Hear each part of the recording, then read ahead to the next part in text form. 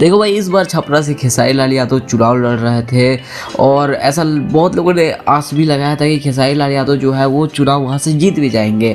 But हुआ इसका उल्टा। देखिए कुछ दिनों पहले जो मतलब रिजल्ट अभी नहीं आया था, तब से ही लोग मतलब जो बहुत सारे मीडिया चैनल्स पर ये देखने को मिल रहा था कि खेसारी लाल यादव जो है वो छपरा से हार जाएंगे।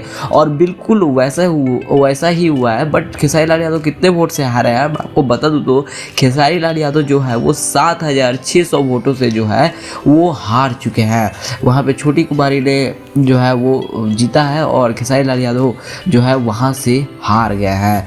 तो इस पे हम लोग बस यही कहना चाहेंगे खेसारी लाल यादव को ने जो उसमें बहुत सारी ऐसी बातें कही जो उन्हें नहीं कहनी चाहिए थे, जो उनके हार का कारण भी बना। खैर, आप लोगों को क्या लगता है खेसारी लाल यादव क्यों छपरा से हार गए? कमेंट में मुझे जरूर बताना और वीडियो पसंद आया होगा तो लाइक जरूर करना। और तो मिलता है आपसे नेक्स्ट वीडियो में, तो बाय।